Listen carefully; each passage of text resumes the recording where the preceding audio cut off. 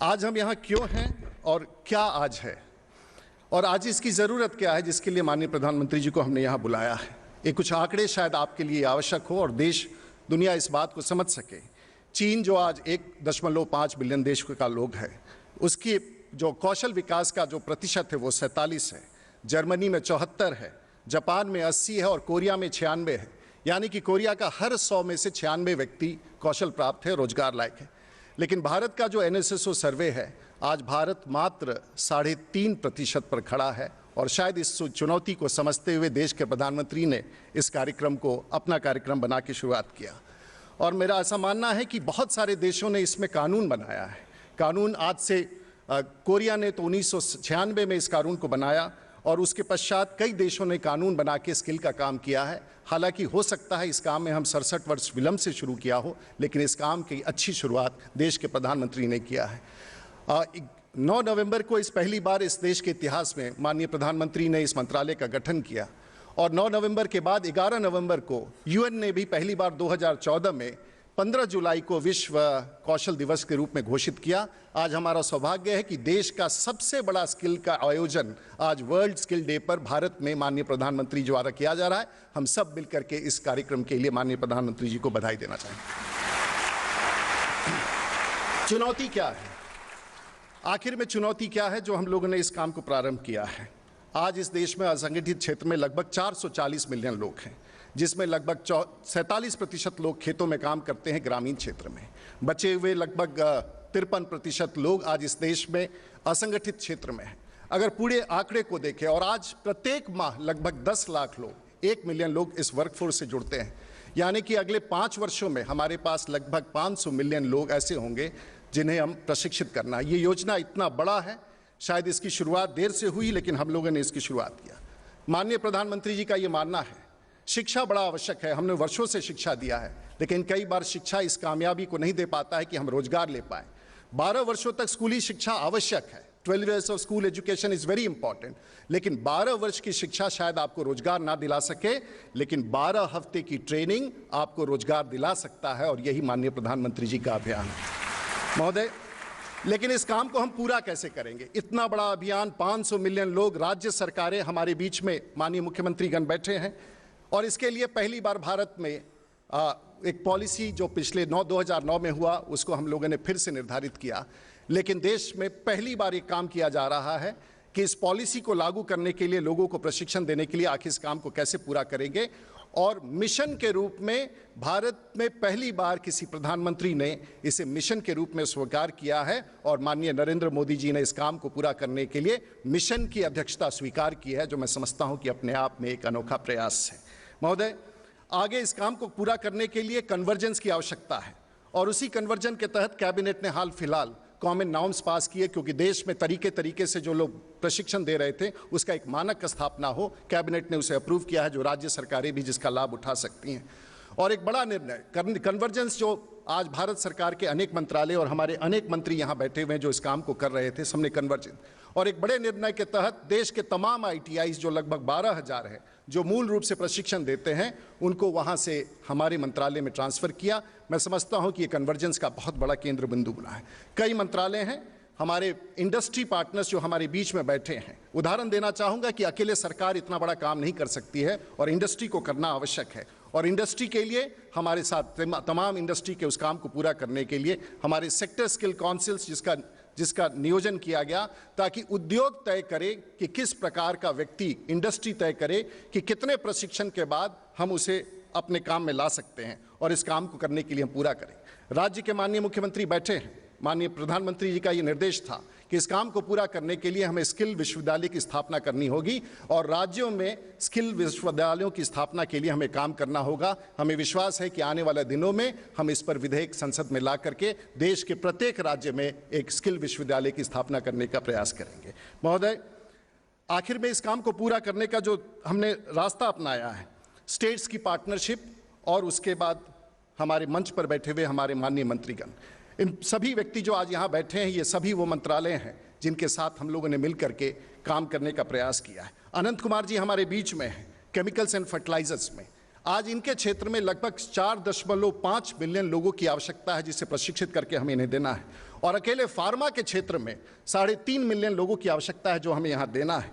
Steel and mine minister हमारे साथ बैठे हैं नरेंद्र सिंह तोमर साहब, इनके क्षेत्र में अकेले 2.8 मिलियन लोगों को प्रशिक्षित देना है और माइनिंग के क्षेत्र में 4.5 मिलियन लोगों को हमें प्रशिक्षण देना है जिसका काम है।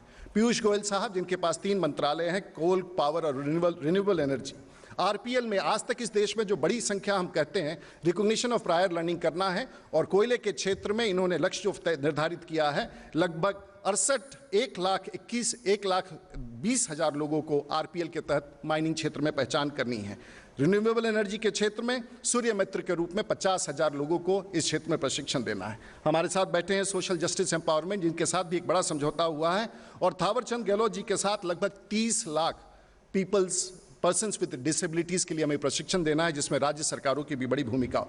हैवी इंडस्ट्रीज जो देश के तमाम पीएसयूज हैं, माननीय प्रधानमंत्री जी का यह मानना है कि जो स्पेयर इंफ्रास्ट्रक्चर है, पब्लिक सेक्टर अंडरटेकिंग से जिसके पास साधन है, जिसके पास जगह है, उसका उपयोग हम साधारण रूप से करें।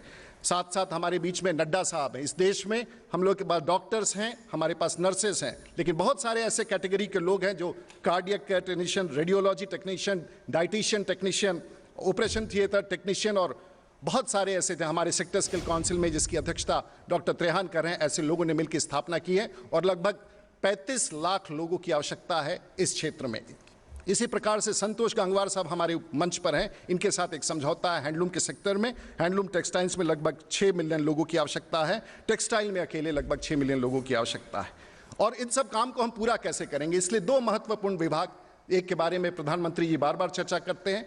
डिफेंस के साथ जो एक बड़ा समझौता हुआ है भारत के इतिहास में पहली बार हुआ है और आज भारत में पहली बार 60,000 लोग प्रत्येक जो हमारे जवान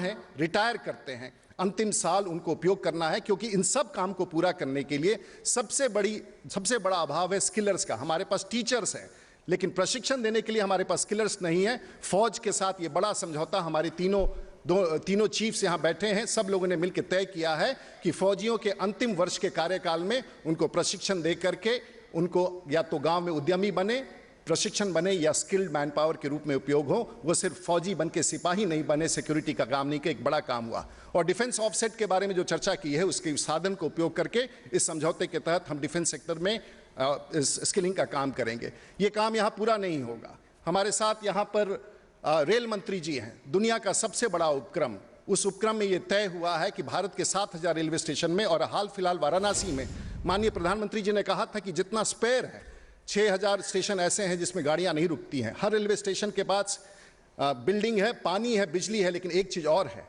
43,000 किलोमीटर ऑप्टिकल फाइबर नेटवर्क है। गांव-गांव से जाने वाले इस पटरी के बगल में हम वर्चुअल ट्रेनिंग के लिए, इन कंप्यूटर की ट्रेनिंग के लिए रेलवे के साथ अपना समझौता कर रहे हैं।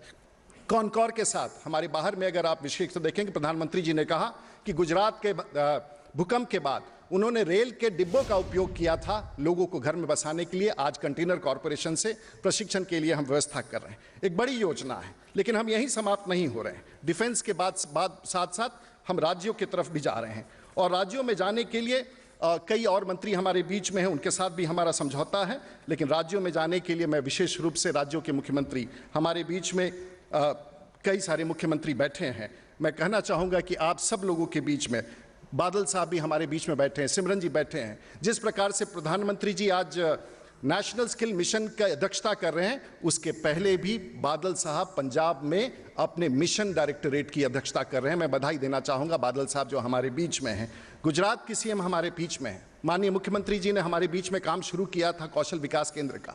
500 पहले थे, हमारी गुजरात के मुख्यमंत्री आनंदीबेन जी ने उसका विस्तार किया और जो मॉडल हुआ है वो आज भी पूरे देश में इस काम को पूरा करने के लिए प्रयास किया जा रहा है। इसके साथ साथ पंजाब के हमने, झारखंड के मुख्यमंत्री ने जहां कोयले का खदान है वहां हम जा करके हम लोगों ने जिस प्रकार से कोल इंडिया के साथ समझौता किया है, जो भी स्पेयर कोल इंडिया में जितना स्पेयर इंफ्रास्ट्रक्चर है उसको उपयोग। महाराष्ट्र के मुख्यमंत्री ने लक्ष्य स्थापित किया है 45 मिलियन लोगों को अगले 5 वर्षों में प्रशिक्षित करने का। राजस्थान के मुख्यमंत्री ने तो एक अनोखा काम किया है। राजस्थान स्किल डेवलपमेंट कॉरपोरेशन से लेकर के जितनी योजनाएं थी उनको कन्वर्जेंस देकर के उनका काम पूरा कर। हमारे बीच में नॉर्थ ईस्ट के भी प्रमुख मुख्य खट्टर साहब हैं, इन्होंने कल इस पूरे दिवस पर एक बड़ा योजना लॉन्च किया है जिसके तहत वहाँ के एम्प्लॉयमेंट के बारे में और देश में शिक्षा से जोड़ करके नेशनल स्किल्स क्वालिफिकेशन फ्रेमवर्क के साथ जोड़ने वाला पहला राज्य है हरियाणा। मैं उनको फिर से बधाई देना चाहूँ। हमारे बीच में और भी प्रमुख लोग हैं, लेकिन मैं ये कहना चाहूँगा कि हमारी सरकार एक संकल्प के साथ कब हम कामयाब आखिर कब होंगे। ये सरकार गरीबों के लिए है, मजदूरों के लिए है, कामगारों के लिए है, नौजवानों के लिए है, वृद्धों के लिए है। हम एक कमिटमेंट के साथ काम कर रहे हैं, लेकिन ये कामयाबी कब होगी। मैं सिर्फ एक बात कहना चाहूँगा अंतिम रूप से, ये कामयाबी तभी होगी। आज हम लोग अखबारों में देखते हैं कि इश्तिहार आता है और इश्तिहार में लोग अपने लिए दामाद ढूंढते हैं, अपने लिए बहू ढूंढते हैं, लेकिन उसमें लिखा रहता है कि हमारा दामाद ग्रेजुएट हो, हमारा दामाद इंजीनियर हो, हमारा दामाद IAS हो, हमारा दामाद IPS हो। जिस दिन इस देश में अखबारों में इश्तिहार आने लगेगा कि मेरा दामाद मास्टर शेफ हो, मेरा दामाद मास्टर प्लम्बर हो, मेरी बहू मास्टर ब्यूटिशियन हो, शायद हम लोग इस कामयाबी को हासिल कर लेंगे। और इसी के तहत आप सब लोग को और माननीय प्रधानमंत्री जी के इस बड़े अभियान को, हमारे बीच में कुरियन साहब हैं, हमारे बीच में अनेक भारत सरकार के मंत्री हैं, सबका मैं आभार व्यक्त करके और विशेष रूप से मीडिया जगत और सब लोग आज इस देश भर में इस बड़े आयोजन के लिए, सफलता के लिए आप सब हमारे बीच में आए हैं। आप सबका विशेष आभार व्यक्त करते हुए मैं अभिनंदन के साथ अपनी बात समाप्त करता हूं। जय हिंद, धन्यवाद। Find us on Facebook at facebook.com/etnow and don't forget to click the like button. You can also follow us on Twitter at etnowlive. To stay updated with all our programming, hit the subscribe button on our YouTube channel by logging on to youtube.com/user/etnow.